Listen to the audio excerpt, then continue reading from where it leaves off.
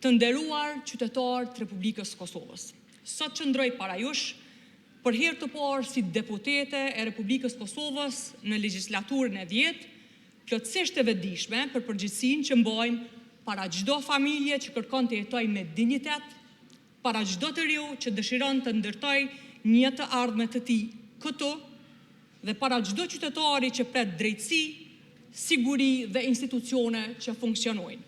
Prandaj nga kjo foltore, kemi detyrimin të flasim me qartësi, me përgjegjësi shtetërore dhe me besnikëri ndaj të vërtetës, sepse çështjet që trajtojmë sot nuk janë thjesht statistika. Ato janë realiteti i përditshëm i qytetarëve tonë. Prandaj ky debat për buxhetin nuk është thjesht debat për shifra, është debat për drejtimin strategjik të shtetit tonë. Buxheti është dokumenti më i sinqert politik i një qeverie. Aty shihet qartë çfarë ka prioritet real. Aty dallohet vizioni nga retorika. Aty kuptojmë nëse ambicia është program shtetëror apo mbetet deklaratë publike. Sot po përqendrohem në një shtyllë themelore të këtij drejtimi, financimin e sigurisë kombëtare. Pra, mënyrën se si ky buxhet adreson mbrojtjen, sigurinë e brendshme, zvoglimin e rreziqeve ndaj fatkeqësive natyrore dhe menaxhimin e emergjencave, inteligjencën dhe sigurinë kibernetike, si dhe mbrojtjen e infrastrukturës kritike. Sepse siguria nuk është vetëm një sektor, është kusht ekzistence për vetë shtetin dhe për zhvillimin ekonomik, stabilitetin institucional dhe besimin e qytetarëve. Para disa ditësh dëgjuam zotime të mëdha, ndërtim të fabrikës së municionit, prodhim të dronëve made in Kosova, zhvillim të industrisë ushtarake, investim prej 1 miliard eurosh në mbrojtje, si dhe projekte madhore infrastrukturore të paraqitura si pjesë e sigurisë kombëtare. Këto janë ambicie legjitime. Çdo qeveri serioze duhet të ketë objektiva të qarta në siguri. Por në financat publike ekziston një parim i qartë. Strategjia nuk matet me fjalë. Strategjia matet me buxhet. Dhe kur e lexojmë buxhetin, aty ku strategjia duhet të marrë formë financiare, nuk gjejmë programin, nuk gjejmë planin, nuk gjejmë ndërtimin e këtyre kapaciteteve. Kur analizojmë dokumentin buxhetor përmes 3 pyetjeve themelore, a ndërton kapacitete të reja, a rrit gatishmërinë operacionale, a forcon vetëqëndrueshmërinë shtetërore në mënyrë të integruar. Përgjigjja që del nga dokumenti aktual është shqetësuese. Nuk shohim fillimin e qartë të projekteve të reja strategjike për vitin 2026, nuk shohim linja të dedikuara për ndërtimin e industrisë ushtarake, nuk shohim program kërkim zhvillimi për dron, nuk shohim arkitekturë shumëvjeçare financimi. Tek sektorët primar të sigurisë dhe mbrojtjes, shohim mungesë pothuajse totale të investimeve të reja për 2026. Tek investimet kapitale, kolona për investimet të reja për 2026 është pothuajse gjithmonë zero. Shumica e mjeteve janë bartje nga viti 2025. Kjo do të thotë se nuk kemi fillim transformimi strategjik, por vazhdimsi administrative. Siguria nuk ndërtohet duke bartur fonde, siguria ndërtohet duke hapur projekte të reja. Së dyti, industria ushtarake premtuar, fabrika municionit apo prodhimi dronëve made in Kosova nuk ekziston në planifikimin financiar. Në buxhet nuk ka as studim fizibiliteti për fabrikë municioni, as projekt ndërtimi, as linjë për kërkim dhe zhvillim, as program për zhvillim të dronëve. Projekte të tilla në çdo vend serioz fillojnë në buxhet, jo në deklarata.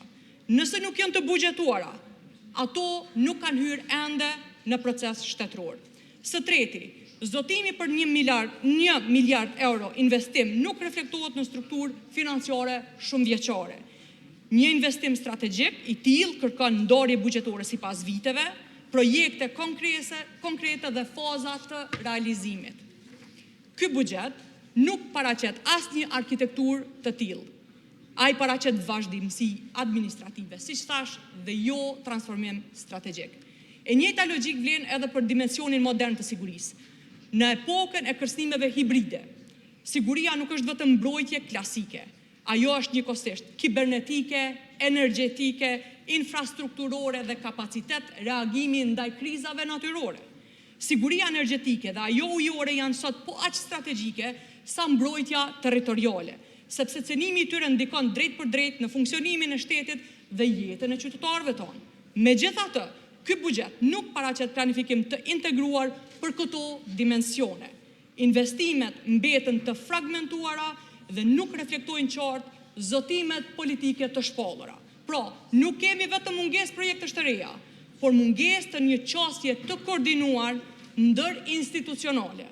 Nuk shohim lidhje programore ndërmjet mbrojtjes, sigurisë kibernetike, inteligjencës dhe ndërtimit të vetëqëndrueshmërisë shtetërore. Ndërkohë që kërcënimet janë të ndërthurura, planifikimi mbetet I ndarë sipas sektorëve administrativ. Siguria moderne kërkon planifikim të përbashkët shumë vjeçar dhe vizion të unifikuar strategjik, jo ndarje sektorale pa koordinim. Prandaj, problemi nuk është mungesa ambicjes në fjalime, problemi është mungesa përkthimit të saj në planifikim shtetëror. Në një shtet serioz, strategjia buxhetohet, premtimi programohet dhe vizioni financohet. Zgjidhja është e qartë.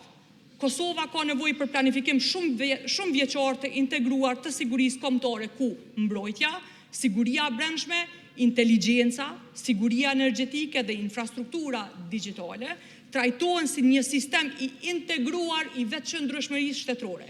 Çdo objektiv strategjik duhet të shoqërohet me program konkret buxhetor, me faza të realizimit, me indikator të matshëm dhe me mbikëqyrje parlamentare, sepse kuvendi ynë nuk autorizon vetëm shpenzime, kuvendi autorizon drejtimin strategjik të Republikës së Kosovës. Nëse duam një shtet të sigurt, duhet të planifikojmë si shtet. Nëse duam një ushtri moderne, duhet ta ndërtojmë me projekte reale dhe të matshme. Nëse duam institucione që I rezistojnë kohës, duhet të mbështesim me financim serioz dhe vizion të strukturuar.